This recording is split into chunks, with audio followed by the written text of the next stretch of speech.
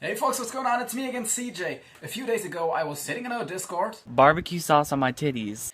and out of nowhere, the illegitimate love child of Twilight and my immortal came into my house, killed my dog, ate my dog, burned all my books, and took 5 years of my life. Ouch, baby. I guess what I'm trying to say is that this video is going to be about very, very bad, not safe for work, vampire fiction. So if that's not your kind of tea, click off right now. Seriously, it is bad, like bad. Not it could be good, not it is so bad that it's funny, just painfully bad. Alright, buckle the fuck up, kids. It's the year 2012 and I've just been handed what should be an easy editing gig by my senior editor. It's a vampire erotica story because one of the final Twilight movies is about to come out and everything is vampires. Everything. I haven't edited a single thing in months, which isn't about vampires. I am ready. I can do this. So I open the file and notice there's a typo in the title, which really should have been my first inkling that something horrendous was about to go down. But you see, I'm not quite dead inside yet, so I carry on, bushy-tailed and bright-eyed, with my faith in humanity yet intact. I'll be dead by page 24, but I don't know that yet. I'm just editing one more vampire boner fest. The MC is a girl who we'll call Sue. Sue is a good girl, trademark.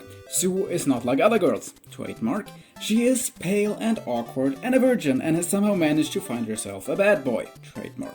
For a boyfriend, we will call him Dickhead. Now, Dickhead, as previously stated, is a bit of a dick. He tries to pressure Sue into sex because he knows she's the one, trademark, but he loves her really, so it's okay. Except it's not okay because Sue is a good girl, trademark, and holding out till marriage, which he is fine with, except he got such a bad case of blue balls that one night walking home, an attractive stranger lures him into an alley with the words, "Hey stud," and he follows. Dig out before she's even finished her sentence. Well, it turns out that was a mistake for Dickhead because she's a vampire. But not just any vampire, a dick-biting vampire. So what started out as a skeevy blowjob behind a club that he'll feel bad about in the morning turns into him being bitten on the dick and drained of his life essence and left for dead. Except dick-biting vampire fucked up and now he's a vampire. Are you still with me? Good, because it is about to get weirder. Realizing he's now an abomination, Dickhead flees, becoming a creature of the night and feeding on animals rather than humans to repent for being such an asshole in life. Sue, meanwhile, is heartbroken, but carries on valiantly with her life and goes back to bed each night crying for the loss of her one true love, trademark, who she would do anything to bring back. Well, Sue, guess what? Dickhead never really left you. He's been instinctively protecting her from rapists by hiding out on a roof and fighting hobos who tried to get to her open window via the fire escape for months now. Because that's not fucking terrifying at all. Upon learning of his predicament and how it happened, Sue can do nothing but blame herself. Oh, if she'd only let him touch her secret places, then perhaps all of this could have been avoided.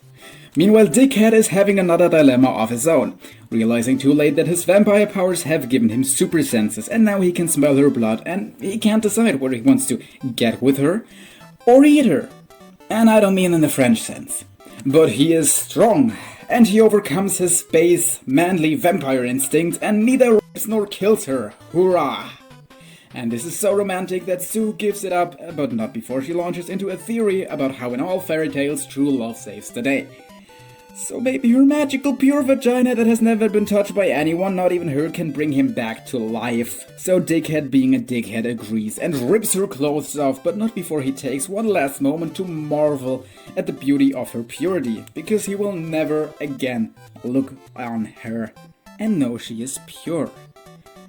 If you've only vomited once by now, I applaud your resolve.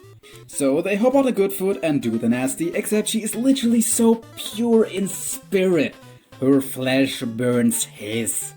And I quote you from memory, because these words are burned into my soul. Her breasts bit into his hands like crucifix nail nipples tearing at his flesh. But he did not care because he loved her so and couldn't stop. This phrase haunts me.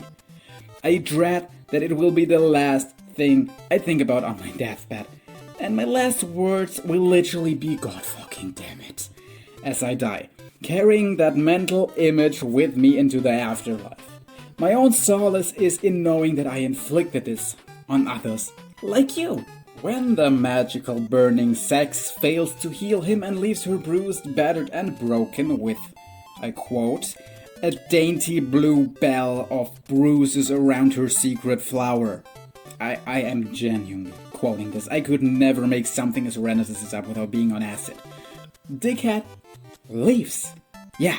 Off he fucks, leaving her to the mercy of the hobos at her window and into the night to be the true monster he really is. But wait, there is more. Remember the dick-biting vampire? Well, turns out she has figured out she made him into a vampire and has also been stalking him and is totally jealous of Sue, so tries to kill her. But again, Sue's purity saves her, because sex before marriage, which is done out of true love, is not a sin. So she's still a spiritual virgin, and I'll be honest, I started drinking heavily at this point, so it's a bit of a slur. The fight ensues some pages later after Dickhead returns, realizing the mistake he has made. And he rescues Sue from the Dickbiter, but not before he assaults Dickbiter and calls her a slut for luring innocent men into alleys, cuts her heart out by cutting her breasts off. At which point I scream, "That's not how you reach the heart!" And my brain short-circuited completely, and I have no idea how it ends because I realized there were like 30 pages left and my soul couldn't take it. I emailed the chief editor like, "Bro, what the fuck?" And the book was immediately pulled from the work line and the author dismissed from the publishing house. Turns out she was a friend of a friend, and that was how she got the manuscript past our entry levels for requirement.